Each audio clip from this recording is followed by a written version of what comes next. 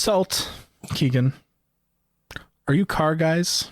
No, not really. I hate cars. I hate cars. I hate the existence of cars. Is this like a I'm fine at leftist driving. thing? No, Do you hate cars in a not leftist really. way? Or? I just it's irritating. Like I hate that I have to drive somewhere and find a parking spot and then walk somewhere more. Like this is stupid. America is bad. However, when I was a child, I fucking loved cars. I was a huge Hot Wheels kid. Yeah. I would like just stare out the window and watch for cars.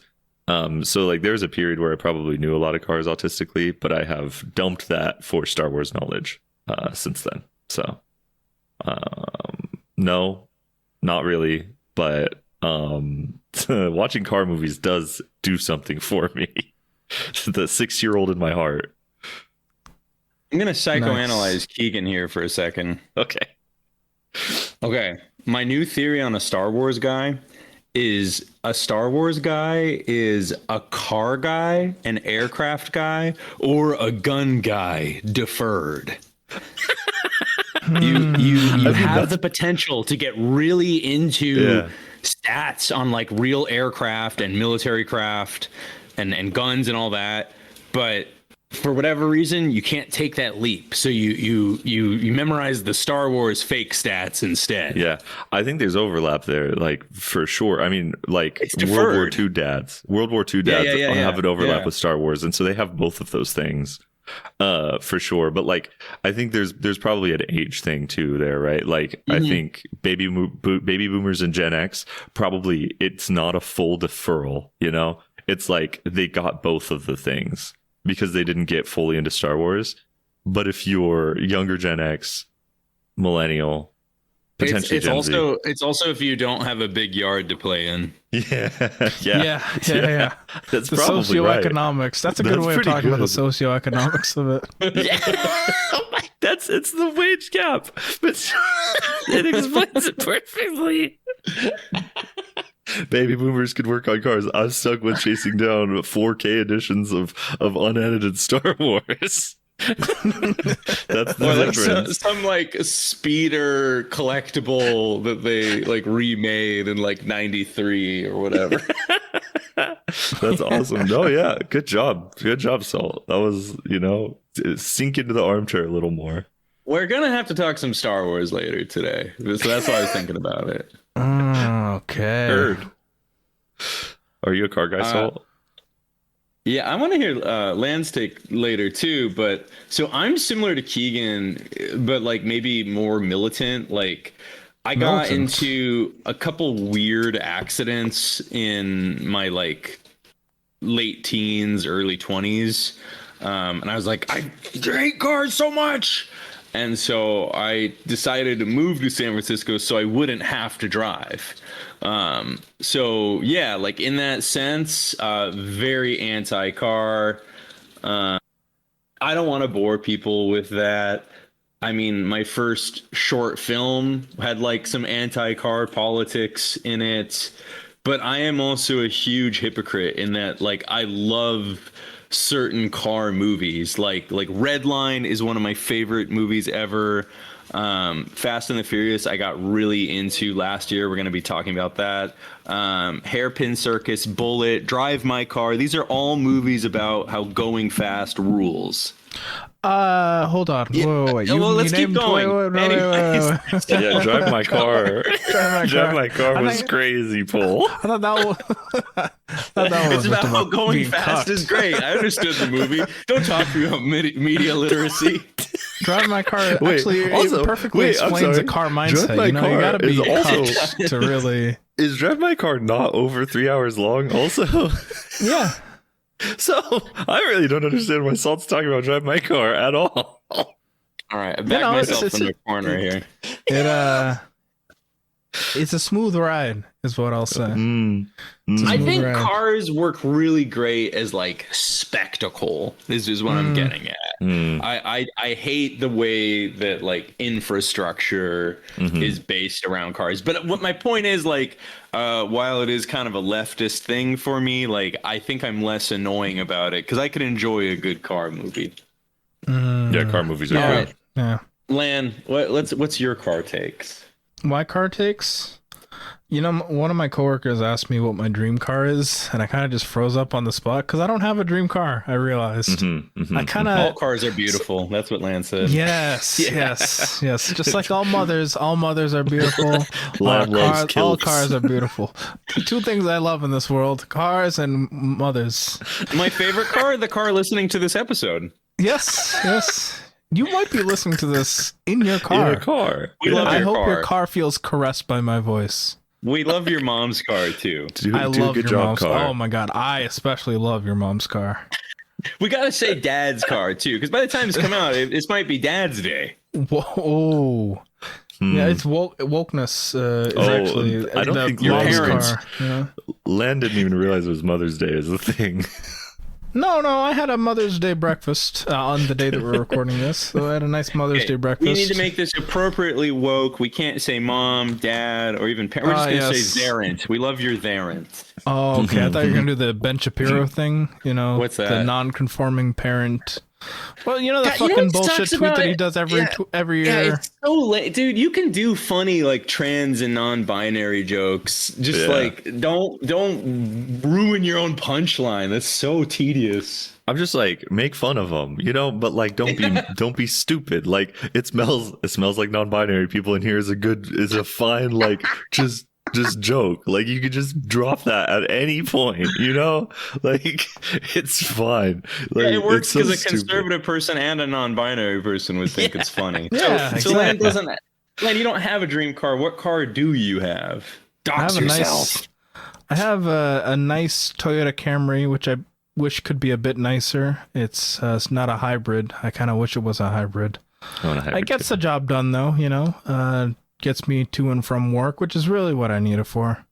You know, when work is like almost an hour away, and my city's transit system, despite being the best in North America, doesn't take me to and from work in a reasonable time, I'm forced to rely on my car. That being said, you know, I was a big Hot Wheels guy as a kid. When I woke up, I think I told the story before. When I woke up from my lung surgery as a kid, the first thing I asked was if I missed the Hot Wheels movies, because at that time they were playing the Acceleracers Hot Wheels movies on TV. And I was so scared that I was going to miss one of them. I was like, oh, fuck, did I miss it? Should have just let me flatline on the table if I was going to miss it, man. What the fuck? Yeah, so I was a big, you know, Hot Wheels guy. My brother especially fell for the Cars propaganda. You know, the one with Owen Wilson and Larry the Cable Guy. But, you know, I've always been sort of not necessarily car agnostic. You know, I do like a nice car. I do like seeing a nice car. I do play racing games, you know, like any guy. I think my dream is to have a nice racing sim in my house, but I realize I need a house for that. So, you know, there goes that dream. See, the question is, when are they? I was just going to say that I think the ideal place for cars to be is in simulations, you know, like I think if you have a nice sim setup and perfect transit, that's like the happy balance, you know, you can still have the simulacrum of the experience without having to deal with, you know, drivers. Yeah, dealing with the most dangerous thing everyone does every day. Yeah, exactly. Like more dangerous than a shark attack. Plus, I live in Toronto, which is home to some of the stupidest drivers in Ontario. Not necessarily the stupidest drivers in Canada, though, because Quebec still exists and is a part of Canada.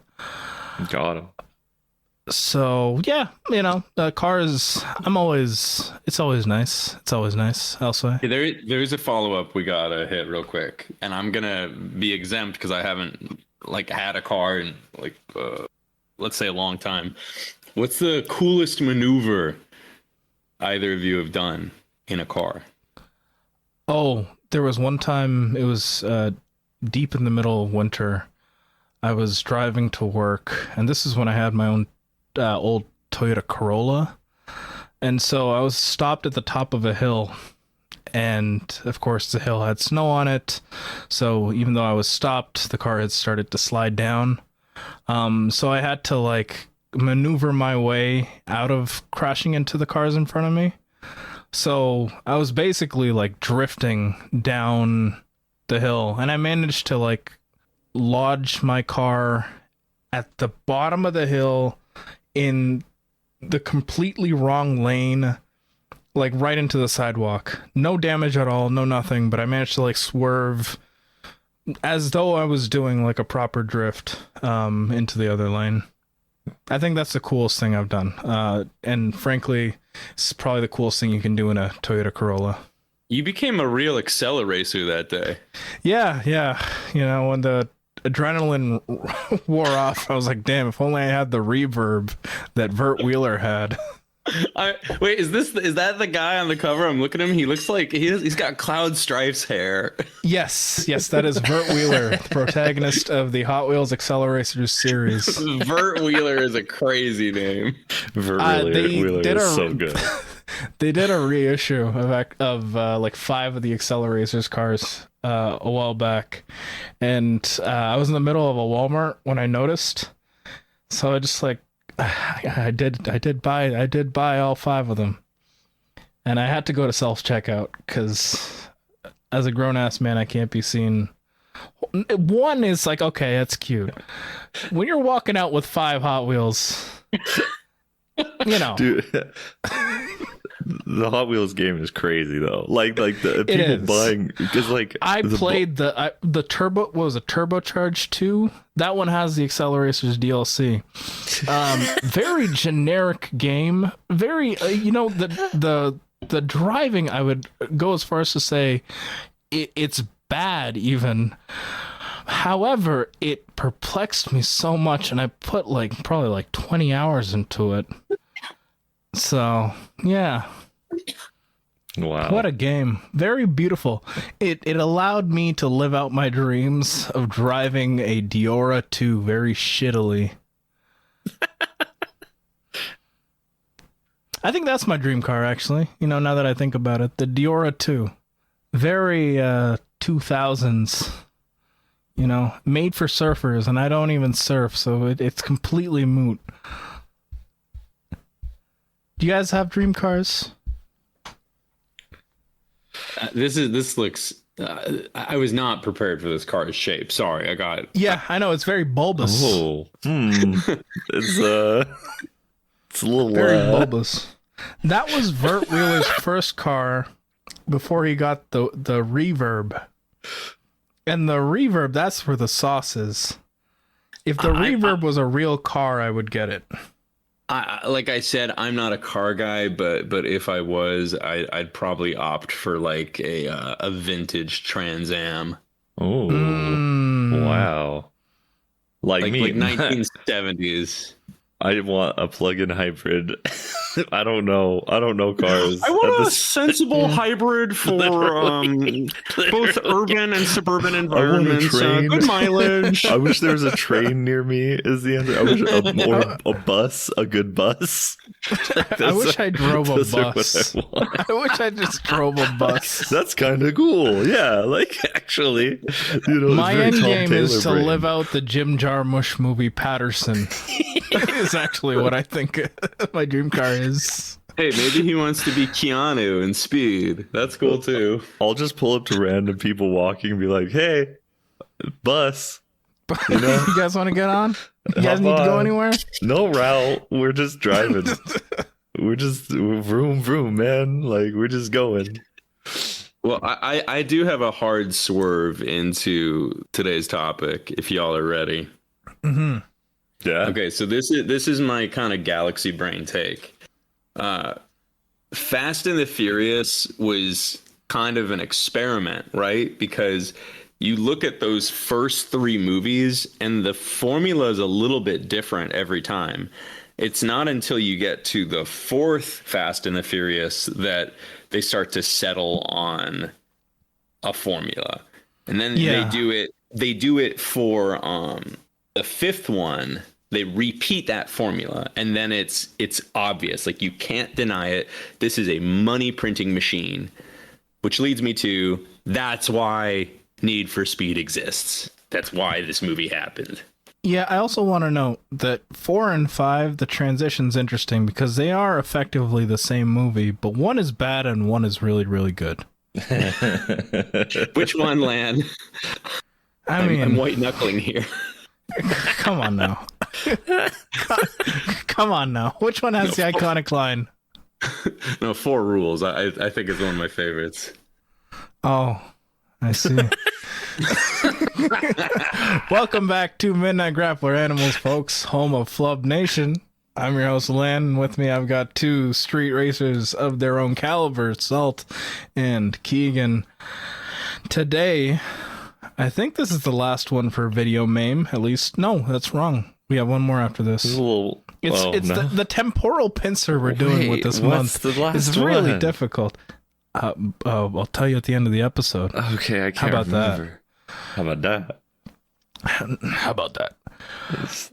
Our penultimate episode is going to be about, as Salt mentioned, Need for Speed. Do you remember Need for Speed? Did you know this movie existed? I think we say this a lot about the movies we've covered this month, but I think no film embodies it more than this one.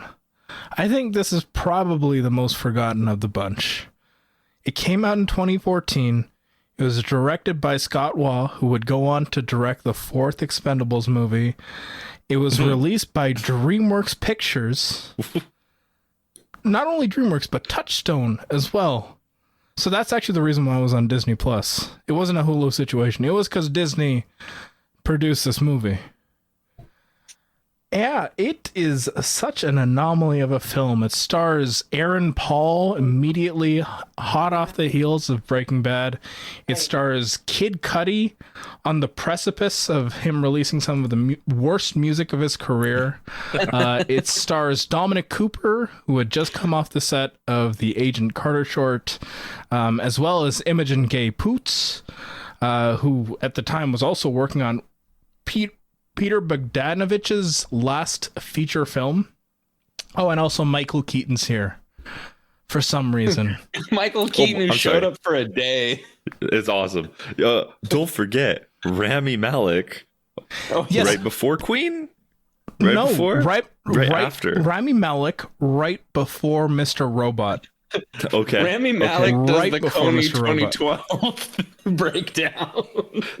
And Dakota Johnson is here. Honestly, just a real crazy. It's a lot of people. Dude, Ramon Rodriguez too, like a year or two before he became Bakuto for Iron Fist. Wow. No other significant role he's played around that time. Just a crazy thing, just a crazy existence even. You know what's so heard crazy about this movie prior to this? Okay, not only had I not heard about this movie, you were talking about how forgettable this is. One of the craziest moments watching this is when Aaron Paul watches his friend's car explode and his friend is incinerated and we see Aaron Paul scream. Yes. Watching that, it's like, it's the meme, but like I was convinced that was an episode of Breaking Bad. Right. Like that meme just got folded into Breaking Bad. That's crazy. I didn't even realize that watching it. Yeah. I noted, I'm like, that's the fucking GIF. The fucking GIF is from this movie. So that is my answer to did I know this movie existed?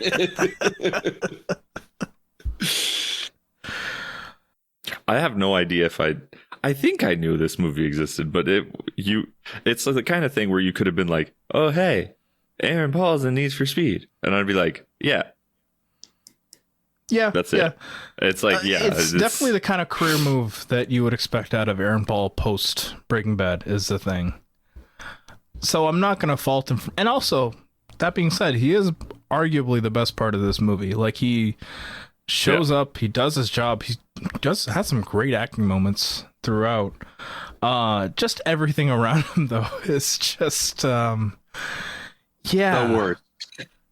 Did you know that Taylor Kitsch was originally meant to play the lead protagonist. But after Aaron Paul auditioned for Dino, the villain of the movie, not only did Scott Waugh, the director of the film, but Steven fucking Spielberg decided to put Aaron Paul as the lead of this movie. Wait, yes. Did Spielberg produce this and I missed that? Well, yes, because at the time he was with Touchstone, right?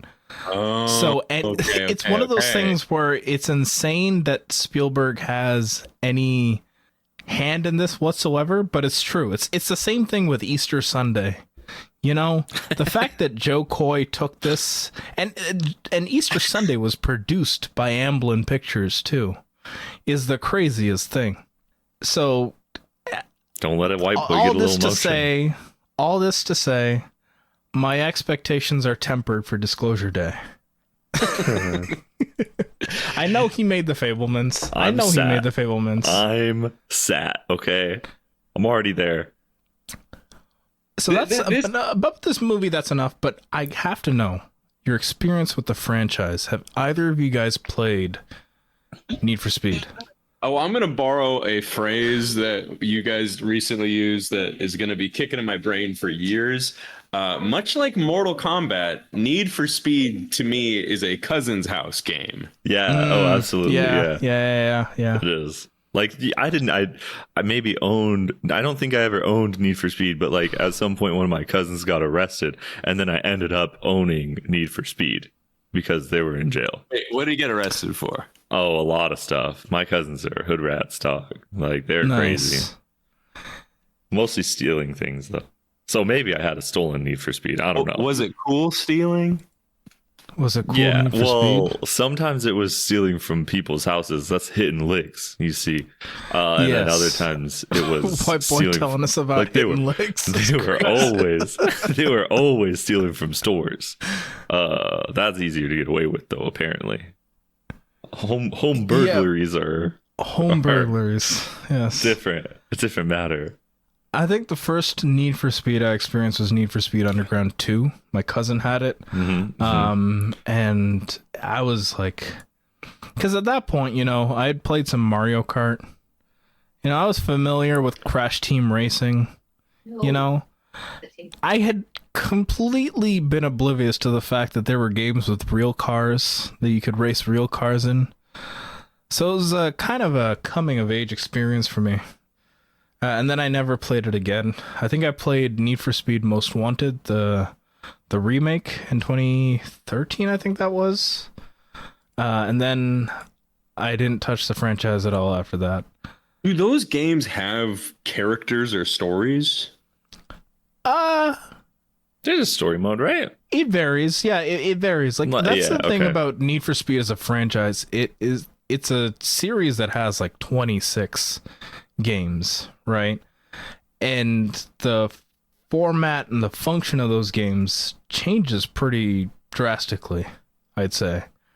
So yeah, like there are campaigns, but if you were to define the identity of the Need for Speed franchise, and I think that's the key thing, right, with this movie is like, how do you define a Need for Speed video game movie when you can't really define Need for Speed beyond it's a racing game? Well, the big thing is it's illegal racing, though, right? It's street racing. Not all of them, though. See, that's the thing. Not all of them. Like, a lot of them do involve, like, the cops are chasing you. But, you know, that wasn't necessarily the modus operandi from the start. Well, and, like, there have been games since that focus less on the... Yeah. You know, I just think in my brain, the cops part. There's, like, Need for Speed. There's the Burnout racing games. And then there's Forza. Right. And Need for Speed, when Forza gained popularity, I think from memory anyway, Need for Speed kind of leaned more into, okay, we're doing street racing. We're doing, you know, there'll be a street race. And then after the race, there'll be a cop chase. And that's kind of the, you know, your Grand Prix mode of the thing is that sort of thing. But yeah, there's 26 of them. I mean, ever since Hot Pursuit came out, that has been a significant focus. I wouldn't say it's the only focus. Like, yeah, if you counted the amount of games like where running away from the cops was though, to me. Right, exactly. Or it's like that genre of car game anyway. I think for me, since I grew up with Underground, though, like there is also the import culture that I expect, right? Yeah. And What's maybe really weird. Oh, go ahead, Salt.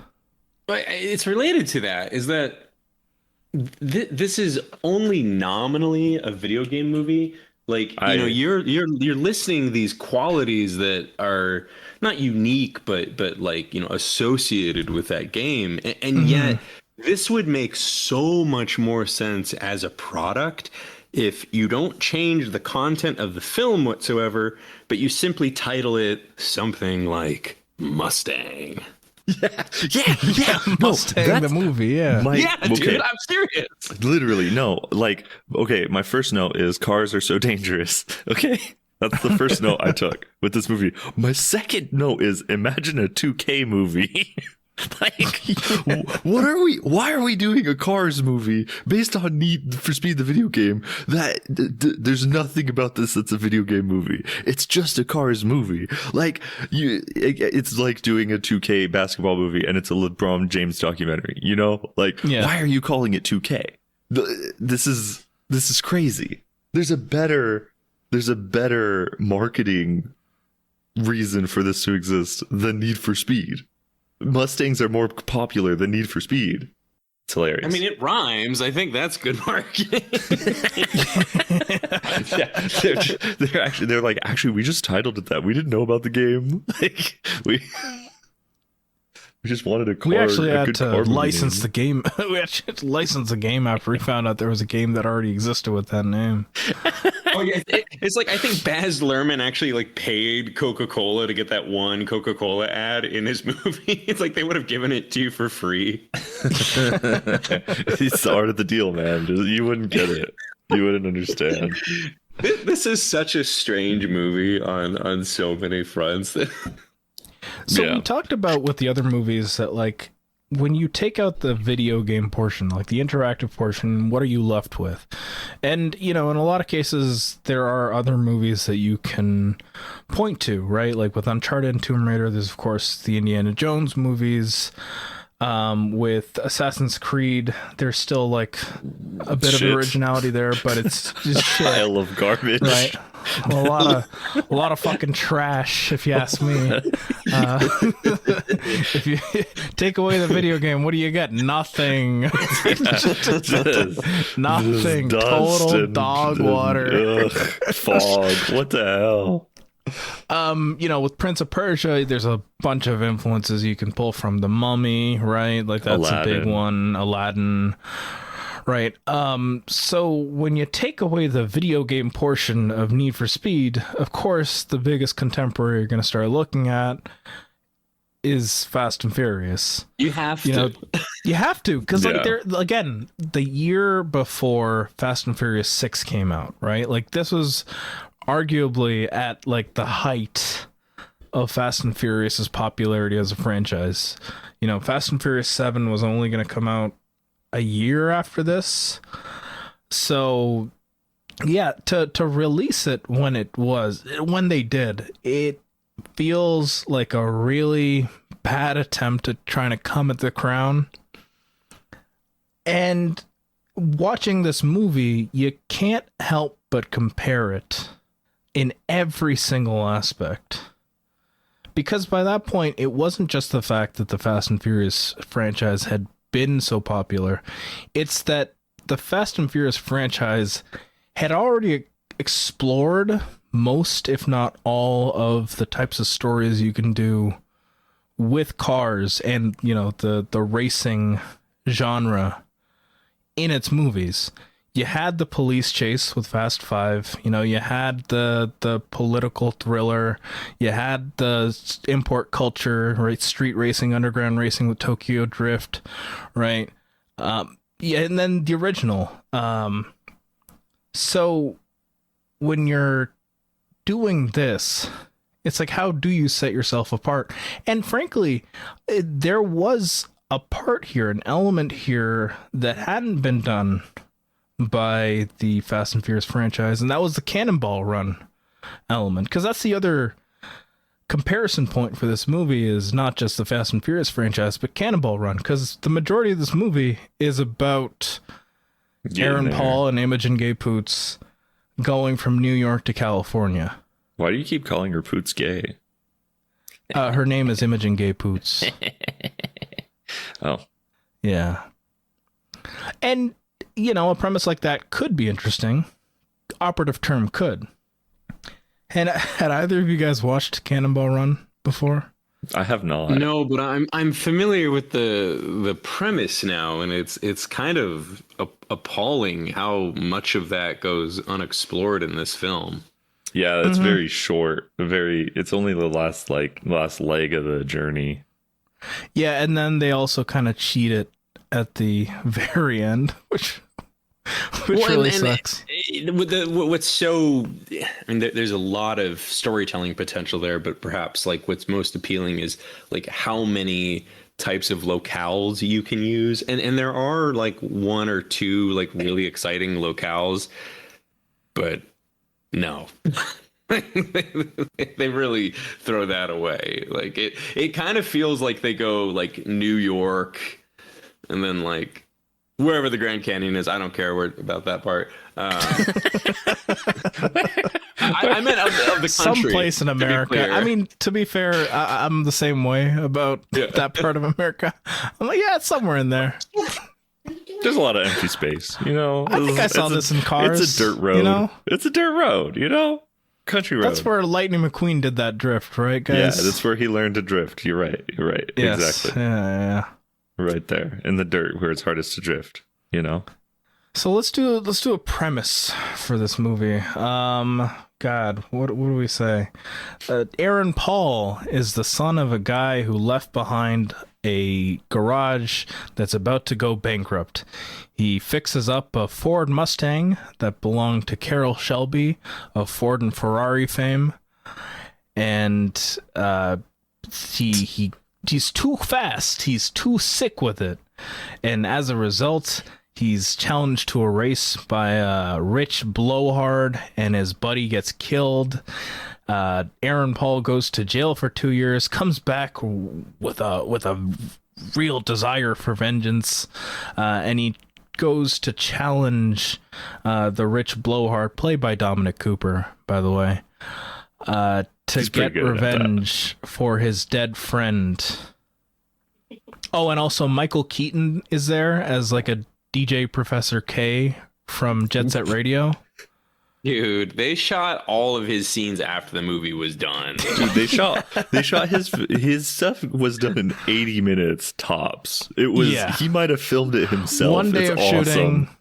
I hope he got paid so much money for this. I don't think he even had to look at the script. It's so awesome. He's riffing, dude. He's my favorite. He's one of my favorite guys ever. Also, like he could do this. Show up in trash movies. It immediately made this movie more palatable. Like he's the first voice you hear, and you're like, "That's Batman." Yeah. Oh, it's excellent. Yeah, he's here. Dude, you just know he was like hobnobbing with like Robert Downey Jr. a few years later, and he's like, "Yeah, I showed up to this car movie, filmed my scenes in a day, and I got $1 million paycheck." And then Robert Downey, like the wheels started turning for Spider-Man. No, Robert Downey is just mad because he was in Doolittle and it was horrible. That's it's just like, God damn it! Why can't I get those bullshit jobs that I could film myself in my third bedroom? Oh, that's awesome. So good. Dude, we're gonna I'm going to mock this film, but it made money. Like it actually made a decent profit. That's what. Get the list out, man.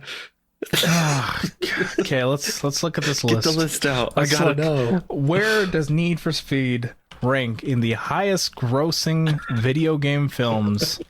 Was it surprisingly forgotten is the real question. Was it like the craziest thing is it's pretty high up there. And that is the craziest part, right? Like we talked about Mortal Kombat several weeks ago at this point. Yeah, it's so long. I barely remember. Made $55 million. Well, it was COVID. Need for Speed. Okay, actually, here's what I'll do. I'll have you guess. Okay. Wait. Guess remind its us rank. Where was Mortal Kombat at 55 million? Mortal Kombat at 55 million was at 37. Or sorry, it made 84 million. 55 million was its budget. 84 million is how much it made. Okay. So it's at 37. Prince of Persia was 11. Prince of Persia was 11, yes, at 336. And we're not taking into account the actual budget. We're simply looking at how much money it made. Yeah. Yes. Okay. So you need to guess if those are the two extremities. I'm going to say, wait. Oh, so far, right? Prince of Persia is the highest grossing out of all the movies we've talked about. Of the ones we've watched? No, actually, Uncharted is. Where's Uncharted? Uncharted is at 8. Okay, I think Need for Speed is higher. I think Need for Speed is 5th. That's you my think guess. Need for Speed is 5th? Okay. Yeah, that's where I'm going. Salt, what are you guessing? I'm going to say 9. You're going to say 9? So I'll give Keegan part marks because at one point its peak was the 5th highest grossing movie of all time at its peak. However, right now, currently, it is the 21st highest grossing film of all time. It's sandwiched between the very first Pokemon movie and Five Nights at Freddy's 2. Five Nights at Freddy's 2 is number 20 at 238 million. Damn. Pokemon, the first movie, is at 172 million, and Need for Speed is at 203 million, the majority of which was made overseas. That's hilarious. Wow. I had more hope. I had more hope in you, Paul. Mr. Paul. Mr. Paul, yes. Yeah. BoJack Horseman. The thing about this movie is like most of the cinematography in the cars is fairly good and even inventive at times, but very practical for the most part, I think. Yeah, some really cool stuff. But when it's not in the cars, and again, this was before the Coney 2012 moment, I said to my girlfriend, this feels like the gay porn parody of Fast and Furious without the gay porn. That's pretty good. That's pretty good. You know, I will give it credit.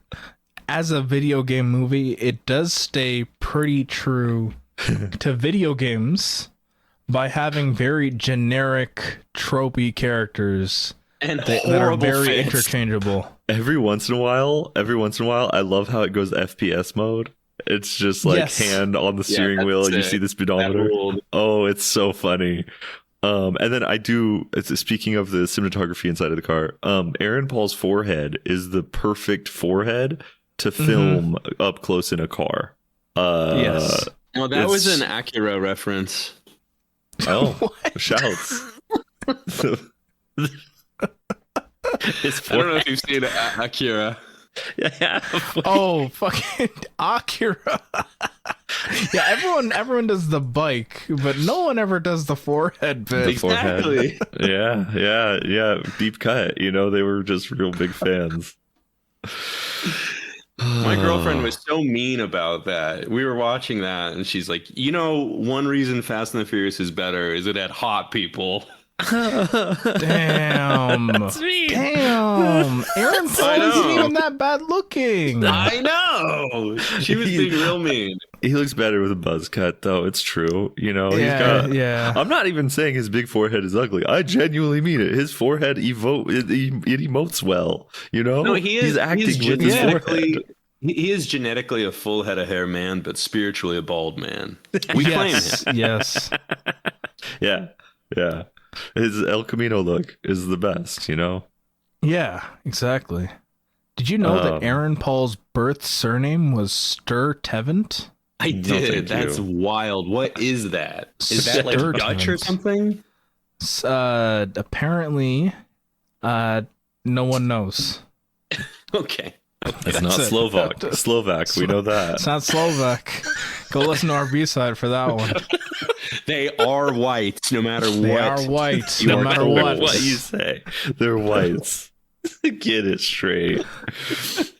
So let's keep going through the cast here, because it is a very fascinating cast. Dominic Cooper I'm sure you're both familiar with his good. work. He's good. He's good in this. But he also looks very constipated when he's in the car.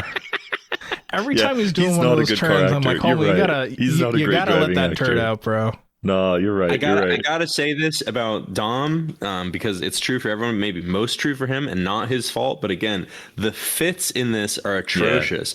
Fast and the Furious has really cool clothes. I think him and Kid Cudi suffer from the worst fits in this movie. Kid Cudi gets a lot of cool headsets though, so I kind of.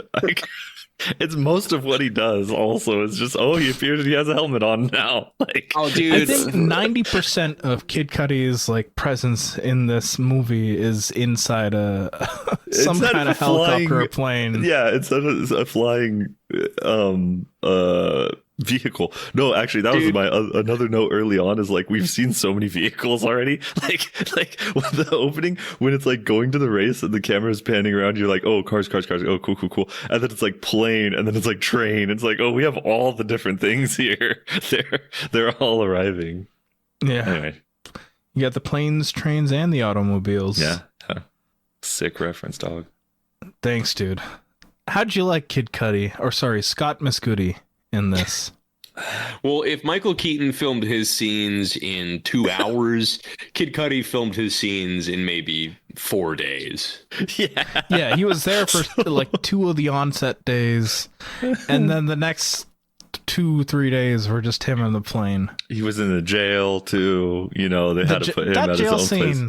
I'm sorry. The lady guard has the craziest hairline I've ever seen.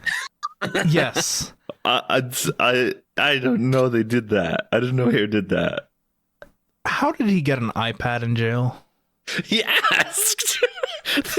What do you mean? It's what happened in the movie. He asked for an iPad, and then he was being a drill sergeant later for some reason. That's the most unrealistic thing, you know, that the American military prison complex would be so willing to just show him an iPad. Maybe they're nice to their this takes place in a universe where the military actually, I don't know, it's a military prison, you know, they're probably like, it's like, whatever, dude, you know, you got in a little bit of trouble, you got to be in there, but here's the iPad, you know, they're all war criminals. iPad baby.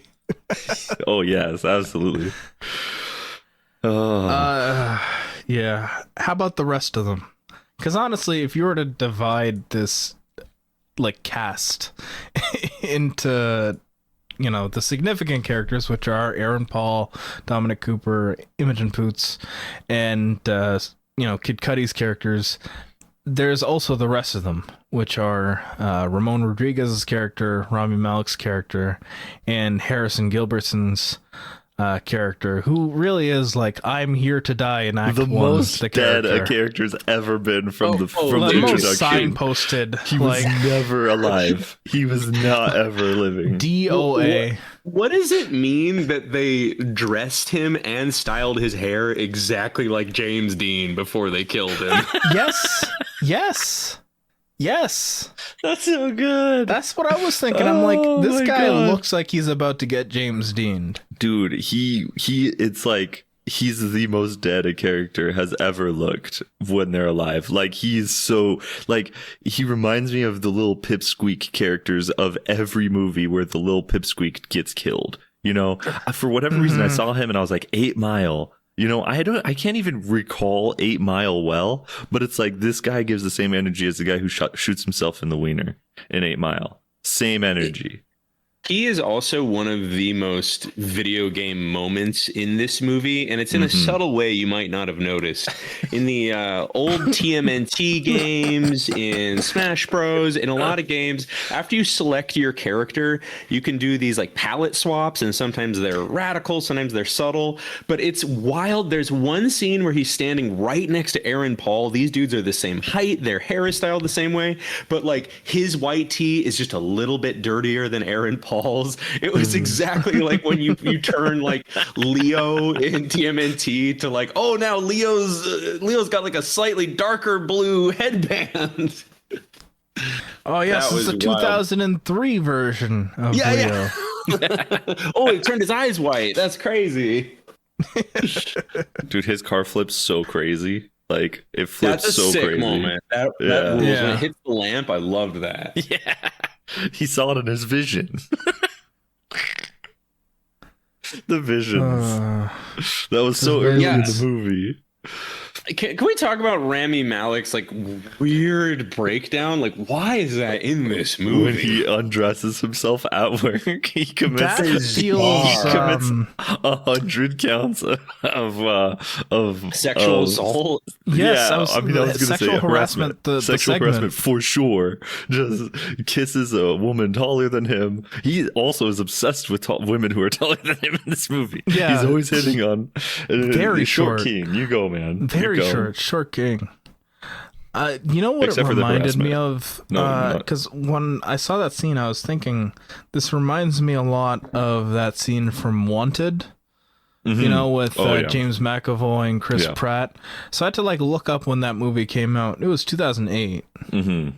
So I was wondering if that was just like in 100% robbed. Yeah, in the minds of that's the other person I forgot to mention. The real. The one I probably have the most beef with in terms of like the production staff, John and George Gatton. Are you familiar with John Gatton's works? John Gatton. Okay, let me list off some things he's worked on before hitting you with the coup de grace and the reason why I hate him so much. So he has written Coach Carter. Real Steel, remember Real Steel, the one with Hugh Jackman and the fighting robots. That movie made me so mad. I turned it off in like 15 minutes. Wow. He wrote the 2017 Power Rangers movie. He did the story for Kong Skull Island, as well as the story for this movie. His brother wrote the actual script, and to date, as far as I can tell, it's the only thing that he has written. However, his brother was also the producer on the Ethan Coen film My Wife is R-Worded. Did you know that? What? I don't even know about this movie that you just said.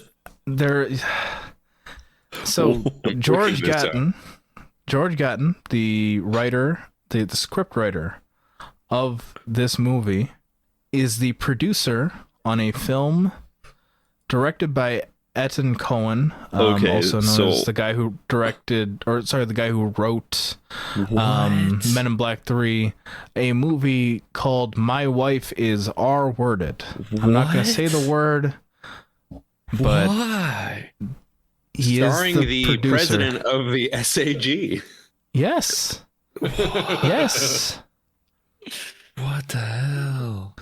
Mr. Gamgee himself is there. That's Mr. incredible. Gamgee himself, yes. That's crazy. But you know, the real coup de grace in John Gatton's career, and truly an evil movie. I see this prompt going around on Twitter every now and then. You know, what is an evil movie? Flight, the 2012 film by Robert Zemeckis, would be my answer. A truly reprehensible film. Awful waste of Denzel Washington.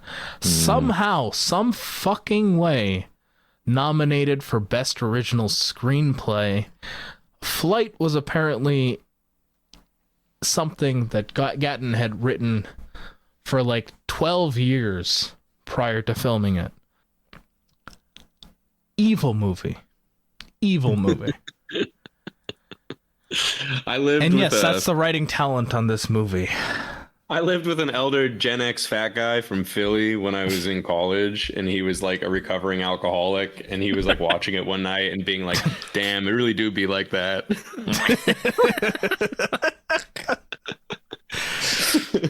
What a guy. That's all I remember about that movie. He's like Denzel just like me for real. Yeah. But yeah, that's the writing talent in huge quotations on this movie, and also the reason why we get that sexual harassment bit that is like very peak late 2000s. That's crazy. What is there to say about this movie, man? Like, You know what? A lot of the races are cool still to me. Mm-hmm. At least three of them. That's the thing. The races look. I'll say the races themselves, like the movement of the cars, is good. The way they're shot ranges from interesting to really, really boring. Yeah. Because that's the other thing about the Fast and Furious movies, right? Like, again, 6 movies in, they knew how to shoot those races. Right? Yeah. So to go from that to this... Fast and Furious is like almost never boring. So much of this movie is boring. Yeah. And it's crazy because you've got like these really, really cool, like neck and neck races, right? Like these really tense moments where you don't know which car is going to overtake the other. And it's always, not always, but for a good chunk of this movie, it's undercut by like some really boring staging, some really boring editing, just the framing. Again, like we said before, Keegan, I think you said the FPS moments, right? Like, of course, right in the driver's seat. Dude, speaking of editing and framing, one of the first races undercuts, it's like Own Excitement, when it tells the most interminable, unfunny anti-homeless joke. Yes. They hit the homeless guy's cart and they're like, you almost hit it. He goes, you hit his house. And then like they all do the Goodfellas laugh like forever. It just keeps cutting back and forth. Them all doing the Goodfellas laugh. It's so weird. At that moment I wrote, what sets this movie apart from its contemporaries? Terrorizing the homeless.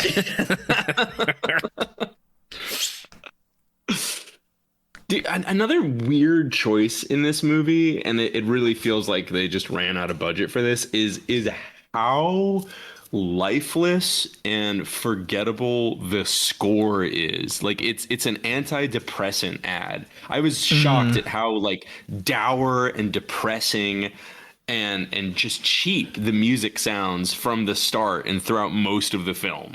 Yeah, completely memorable. Yeah. It never even got my attention. It's distractingly bland. Do you know what I mean? Like it makes the beginning feel really sad. Like very weird. Yeah. No, yeah. It definitely makes it feel more generic, for sure. The opening bit is crazy. The sad music over my goats. Monologue is like, who died? Like, who died in a fiery crash? And it doesn't really answer that question either. No. Right? No. Like, it doesn't tell you. No, dude, and the music choices just get weirder and weirder because it's like, all right, well, you had Ludacris in Fast and the Furious, so you licensed some Ludacris music. You would have thought maybe they would have done that with Kid Cudi in this, but no. And then like the big song they actually paid money for was this bizarre cover of Jimi Hendrix's All Along the Watchtower. Like just the worst cover of that song. Yeah, just very generic and really adds to the commercial feeling. You know, I mean, by the end of it, you really do get the 2015 Ford Mustang out now. Yeah. Right? But like the whole movie really does. Like if you were to take shots in this movie and you were to put, like you could probably edit a neat, you know, Koenigsegg Gara commercial out of this, right? Like it feels so generic, you know, like it doesn't feel like a racing, like the energy. It somehow manages to sap the energy out of some otherwise really cool races. Yeah, totally. And that circles back around to the weird like editing and framing you were talking about, because like I do like the FPS moment, and then it starts to wear on me, and I'm like, okay, I get it. You did this already. The digital speedometer and the Ford Mustang really got me though. When it just like phases out of existence when he parks the car. I'm like, all right, come on, man, it's 2014. You know, you got to realize what phones were like back in 2014. It's the car in the future, land. Yeah, the funniest thing is like we're told that this Mustang is the Mustang that Carroll Shelby was working on. It's the fastest car ever. And you're like, oh, okay, so it's gonna look more vintage, right? No. So funny. It's so funny. It's literally like next year's Mustang. Yeah. It's so good. I thought it was going to be a cool car. And it's like, why are we doing this? The craziest thing is that, like, it's not even the car. Like, it's not even the car that makes it to the race. Yeah. Right? Like, at the 11th hour, it gets completely totaled. That's good. I think, if anything, if you wanted to be more true to Need for Speed as a game, you should have had more cars, actually. Like, he should have driven more cars, you know, because you unlock cars as you progress through the game. So, like, he should have had, like, that car should have got wrecked, and then he drove another car and like, slowly built up to, you know? And I like that. I like that there's a last minute, like, the car gets wrecked and it's like, oh, damn, the car got wrecked. Even though there were like 15 different points. That even in a video game, they would have been like, oh, your car's wrecked. Sorry, dude. Like, what they should have done is they should have had the Mustang at the end. And instead of having him like gas up in the middle, also just a very poor imitation of the Fast and Furious scene where they had to like, wedge the actors between two cars. Instead of doing that, like have him switch cars from like leg to leg. That's really cool. Run. There's also like, there's better, like, okay, I know this is stupid because this is obviously a movie about criminals, okay? And I don't do this with like Goodfellas or even the Fast and Furious movies. I just feel like these guys are the dumbest criminals. Like you are like goading the police into chasing you. And it's like, yes, that's part of the Need for Speed games, and that's fun. But it's also just you do that through the racing. You know, you do that through the racing itself. There's better ways. There's better ways to transport a car across the country, is what I'm saying. There's more low key ways. Like to transport the car. Right? Like, what are we doing? You know, why do you have to do all this? Why are you acting up like this? You know, you're just trying to get caught.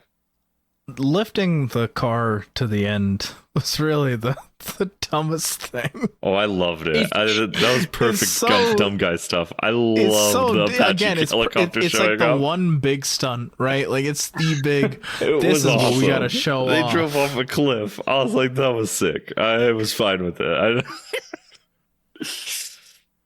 It's okay to hate it. It's fine.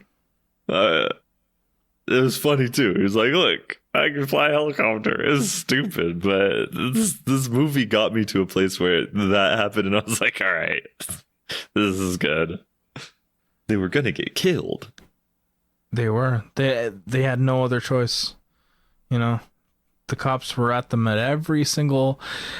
I don't know. No, well, like I'm thinking about like the cop element here, and I'm thinking this should have been deeper in the underground scene to really make the cop stuff work. Because when it's just blue collar guys, you know, schlubbing it across the interstate with like peace and love, hick cops, you know, coming at incompetent hick cops, right? It doesn't feel nearly as thrilling as the games do. You really need the thrills of an inner city cop chasing after you to get the get the magic going. It's weird how like bland the characterization is. Like I would even say Fast and the Furious is often pro cop. But like my point is not that I want these movies to have like politics I agree with. I just wanted to have an opinion, and like the cop scene was so bland. Like there's so much you can portray with the cops. Like they're bumbling, but not even in like a funny way in this movie. Yeah, like that chase scene at the gas station. Yeah, so dull. And no. God, the Jason Bourne cam when they're like chasing them on foot is so hack, dude. What are we doing here? My thing about all of that is that Aaron Paul's character is the most anyone's ever deserved to go to jail. The most a protagonist has ever deserved to go to jail in a movie, I think. Like when he gets arrested, when he's in jail after his homie dies, it's genuinely like, yes, you deserve to be there for some time. Yeah. Like, you broke a lot of laws. A lot of people got hurt. I don't even care that you're being framed for murder. Like, that aside, you still deserve to be in jail. And so it's like, I think the lack of the blandness also makes me be like, I would be fine if you got caught, you idiot. Like, you're constantly being stupid and breaking laws, like stupid laws. So like, I don't care. That's part of the anti-car thing. And this movie doesn't like not support me being anti-car as the other thing. Like, it's not quite cool enough. So on Aaron Paul's characterization, I said there was going to be a Star Wars connection. And see, when you watch Star Wars knockoffs of the 1980s, a critical error many of them make is they combine Luke Skywalker and Han Solo for their protagonist, right? Right. Those characters work because they are clashing personalities. This made the same mistake. This movie combined Brian and Dom for Aaron Paul's character, and they thus make him too cool and capable. Yeah. He's too strong. He's too silent. You know, his girl too bad, you know, like they're gonna kill you, dog. They're gonna kill you. They're gonna arrest you. They're gonna arrest you. Yeah. Also, I feel bad for Imogen, because like her character is literally I'm a ditzy blonde, but I'm also very knowledgeable about cars. I'm not like other girls. She's not like other girls. Yeah. She's the most not like other girls anyone's ever been. And it's that classic misogyny of like, oh, you thought she was into lame girl stuff? No, that would make her stupid. She's smart. Which, speaking of the women of this movie, Dakota Johnson gets nothing to do except for she figures out that her fiance killed her brother with like 3 mouse clicks, and it took her 2 years to click the mouse 3 times. Well, Keegan, let's back up. You said they gave Dakota Johnson nothing to do. Even if they did, would she do it? My argument is no. She is not the queen. Dakota Johnson is the empress of Go Girl, Give Us Nothing. It's true. I'm not arguing for her either. I think she has a hilarious career that I am happy to follow because it's bewilderingly bad, and she continues to have she work. Is an aspirational figure, just like the most classic libertine of like, I'm gonna show up to work and not do anything and do so little. It's beautiful. But like it's and her character is perfect for that. Actually, she really, like, of all the people who are confusing being here, this absolutely makes sense as a Dakota Johnson feature, you know. Dude, you want to trip? Compare her in this movie to her now, and like, it's crazy how much work she's had done on her face. She was just a kid, you know. She's just a kid. What else is there to say about this movie? It's just, I was more interested by the existence of the character, the Gooch. I think when the Gooch showed up, the first thought I had was, I think I'd rather watch a prequel about the Gooch. And then he gets unceremonious. He's one of the racers, gets like offed like 3 minutes into the race. All of them die, right? Yeah. Everyone except for the last 2 die. Which, okay, my understanding of this race is you win the other cars. But they don't care that the other cars are getting destroyed. Like, no, everybody's chill. I mean, even Keaton knows that, right? At the very end, it's like, oh yeah, you won nothing. Yeah. But at the end of the day, I guess you got your innocence, He should have been in jail way longer. It's ridiculous. 170 days. Yeah, insane. Not long enough. He deserves.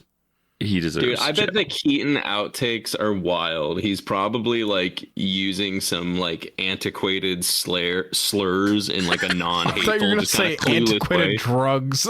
He's on some shit that we haven't seen in decades. He probably, yeah, exactly. He probably has access to Quaaludes still. That dude's on another level. He's awesome. Oh man, Dude, there's an interview with him for the press tour for Batman Returns, and he just keeps turning the interview back to his horses. He just wants to talk about his horses. Just like this was actually just to fund his horses. Yeah, it was. Yeah, so I gotta respect Michael Keaton for taking the bag here. Oh, he can do whatever he wants. He could be in anything. Yeah. I mean, he's in the MCU actively. Actively is an interesting choice. I don't know. He was in Morbius, though, Pornography, right? Season 3. Don't worry, guys. I think the adverb you were looking for there, Keegan, was arguably. The Vulture is incredible. In the MCU. The Vulture is an incredible character. He is a great villain. Yes, he's so good in it. Enough about Michael Keaton. Imogen Gay Poots. Susie, she has been cast as Susie in Sex Criminals. So, yeah. Speaking of sex, I really like how her direction in the cannonball section of the movie is just like every time you look over at this guy, it's like you're marveling at the size of his unit and how well he's like getting your back walls. Like it's just that's like all it is. Phrase. Oh my god. When they're switching seats, when he's like, "Could you drive?" He keeps her on his lap for so long, and yet it should have been so much sexier. Yeah. Hitting the back walls. It's funny because they still somehow make it inconvenient. Like, if you're gonna make it sexy, make it sexy. Don't make it, inconvenient. Man, like move your foot. Like, okay, pivot. Okay, your left cheek. Okay, let me go. All right. I'm gonna nap. Yeah, they don't really have good chemistry, and it's not really either actor's fault. Because both of them have done better in other projects. Again, kudos to should have got Kristen Aaron Ritter. Paul too. Like, I think Aaron Paul does do a good enough job with the material he's been given.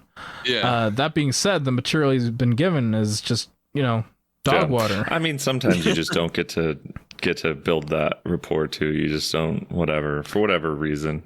But yeah, I think both of them they're fine on screen. I mean, you look at filmography, and like most of his work comes from being a stunt coordinator. Like he's clearly. I mean, he's the son of a stuntman, right? Like it's a stunt family. Yeah, but he doesn't really get the human side of it, Yeah, I think it's a fascinating thing of like, because he's not the first stunt guy to go and direct movies, and I think maybe that's something for the future as we look at movies made by stunt guys to see which ones actually get it and which ones don't. Because I think if you're a stunt guy and you're making a movie, even if you don't get the human element, you at least get the stunts element, right? Like the action element, and it seems like he doesn't really get that either. He's got the races, and again, there are stunts in here that are cool, but it's like, how do you make them look so boring? Yeah, no, I mean, like the scene was at the Grand Canyon, the desert, wherever it was, that was like so weirdly juiceless. Yeah, it's actually in Radiator Springs, is what I heard. Heard. Yeah, just off the. It's beautiful. Just out of the. Yeah, so I heard. Yeah, you should really check out the pavement. I heard they repaved it recently. Mm-hmm. Yeah, they did it twice actually. They had a. Oh, twice. Yeah, they. Did that happen in a third movie? Because I didn't watch that. No, they did it once, but it was so bad they had to scrape it up and redo it. Right. Yeah. Yes. It took two times to get right. Why so good? I just wasn't sure if that was like a plot point in the third movie where he's like, to really get back to where I was before, I need to repave this road a third time. No, they do Legacy sequel in the third movie. He gets a protege. It's pretty stupid. Like a Rocky situation. I like watched it at work, so I didn't really pay attention. I was on my phone. This movie really inspired me to go and want to watch that instead. Yeah, I thought about the joke of watching Cars instead. Just being like, I just watched Cars. Just talking about Cars the whole time. Go watch actually, you know in 60 minutes or less. We don't have a lot of nice things to say about this movie. It might be my favorite video game movie we've watched, though. You know, between this and Tomb Raider, I was thinking about it because like the worst thing about this movie is that it's boring and generic and could easily be a Mustang commercial, which puts it miles above some of the other movies. Like it's kind of a competently made movie, though, right? Like Tomb Raider is also, but I think Tomb Raider's genericness is like it's not quite as good as the 3 good car chases in this movie or whatever races is kind of where I land. Like, I think it might be. Yeah, I think the scariest thing is this is a solid 3 out of 5, a solid 4 out of 7. Yeah, maybe. Yeah. Salt, what about you? How are you feeling? Did you watch the other movies? I know you weren't on those episodes, but have you seen? He's only seen when I was getting ready to move, I mean, other than Prince of Persia, like, I don't know, I became physically incapable of watching movies, TV shows, or reading books. So, no. Okay, well, the good news is you don't have to anymore, and you shouldn't. Well, but also, given the sample size that you've got, right? Your sample size right now is Prince of Persia. There's no and way this movie. Prince of Persia. That's a hard pick.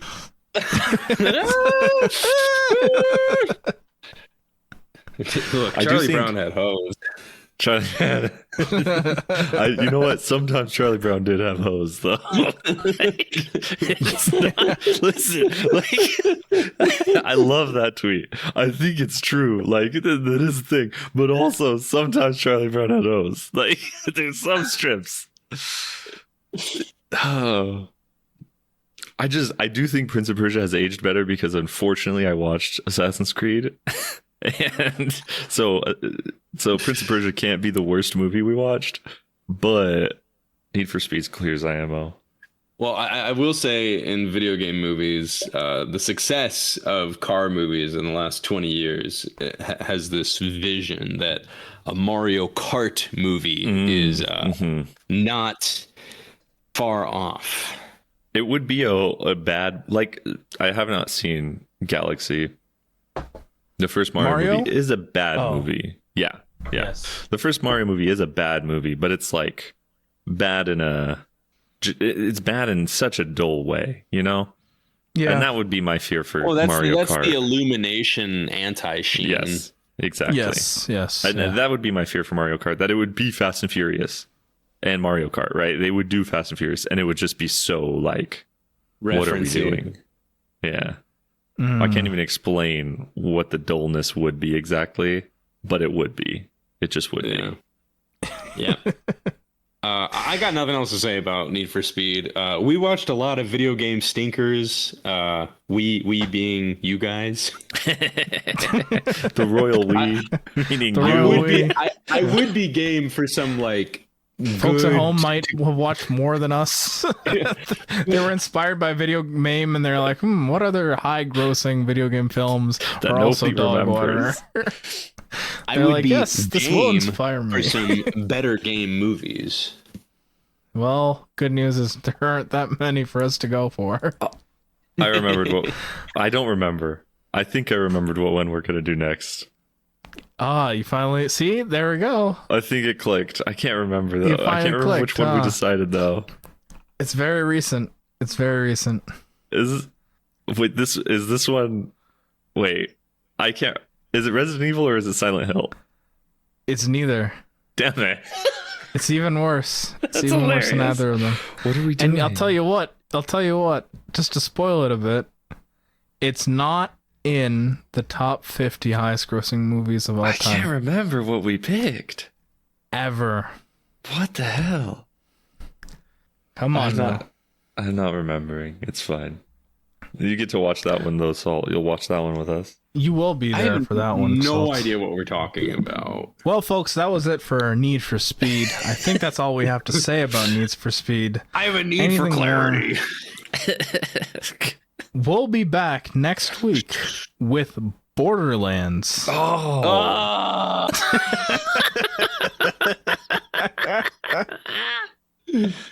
Oh, that's exciting. I'm gonna have to hide this like some shameful act. Yes. Because my girlfriend will break up with me if I watch this in her presence. I have to pirate this movie because I can't have the algorithms know that I watched this movie. That's so funny. Oh, by the way, Need for Speed, I watched it on Amazon and it like didn't charge us and we couldn't figure out why. So my guess was they took pity on they're us. like, they're like, just have this one for free. You can have that one. This one's on us. Oh, I completely forgot. Pete at one point in this movie says, "Oh, I love Piers Morgan." Yeah. So yeah, he died. It's fine. Yeah, he paid for his sins. That's Woke 2.0, a preview of Woke 2.0. Are you kidding me? Borderlands is on Crave. Of all the fucking platforms. That was a really good "Are you kidding me" read. That was really good. It's on Crave. It's on Crave, folks. Good for you. Well, that's the episode. If you want to check us out, give us some money, you can do so at patreon.com/midnightgrappleranimals. It's where you can support us, help us keep making the show. Not only that, but you also get access to some really cool, fun shows like Hornography and Goonography, which is probably up by the time that this episode comes out. If you don't want to support us, you can do it that way, or you can tell your friends, you can tell your family, you can go to your podcast app of choice, give us a good review, tell everyone about the stuff that we're doing. If you want to email us, midnightgrappleranimals@gmail.com. If you want to talk to us, links to that are in the description of this episode. And before we close things out here, Tastemaker's Grab Bag. What do we got? I got. Like I said, Keegan. Like I said, Keegan should go. Yeah, Salt moved. So, but Salt. I'm delivering Salt. Salt recently learned about Mike Vrabel and Diana Rossini. He saw some great articles about them, and everybody should hear him learn about that in our B-side for this episode. Go check that out. That's his favorite thing. I have one, Shin Zero. I think I mentioned this on the podcast. We also all discussed that like this Kickstarter was getting advertised really aggressively on like Instagram and all over the place. Yes. Yeah, it's Magnetic Press is a graphic novel. This Magnetic Press is like trying to be a real publisher, I think. But they've mostly only published through Kickstarter for a while. Shin Zero was basically like they were doing Shin Power Rangers. And it's like it's going to be a 3-part. So they're going to do 2 more. It's pretty rad though. Like I do recommend it. It's pretty cool. It's very French. That's I would why. say very kind of Mark Russell. Like it's folding in a lot of sort of current political like working class criticisms into the thing in a way that like isn't really there in Shin Godzilla. Or even Shin Ultraman so much, and it's not a big like deconstruction of Sentai, even though you would think it would be, but it's still pretty rad. It looks really nice too. So whenever the Volume 2 Kickstarter comes out, they always offer all of their entire catalog with every Kickstarter. So whenever that happens, you should check it out. Shin Zero is pretty good. It finally came in, so I read it and I liked it. So that's my only one for this week. You know what? You can trust the French to make a good tokusatsu adjacent thing. The book feels so nice. Anyone in the North American hemisphere, you can't trust. But if it comes from France, 9 times out of 10, they know their stuff. For Matthew Keegan and listeners, we've got both France 5 and Smoking Causes Coughing are both like good French adaptations of tokusatsu. Yeah. Salt, anything from your moving adventures that you would like to recommend? I ended up seeing hella punk shows for the last month, so I'm going to recommend local group False Flag, and by extension, the record store that the sisters who are like in the band that they co-own. It's called I Hate Records. So yeah, False Flag and I Hate Records. Those are my recs. Nice. I don't think I have anything. Just kidding. I have the classic Jean-Pierre Melville film Le Samouraï, the neo-noir classic. Watched it with the movie club at work. Everyone was very surprised by how interesting it was. Yeah, it's the foundation for like most detective stories in the past half decade, I'd say. It's a good movie. I've also been gaming, but I don't think I have anything that I'm ready to recommend, which really says a lot about the gaming that I've been doing, I guess. But yeah, just the one this time. And folks, that is Need for Speed. We'll be back next time with Borderlands. And as always, keep on grappling. And I almost said, kill me now instead because of Borderlands. Eli Roth, your crimes will be found. Kill me now is also what Pete said right before Dom went right into his car.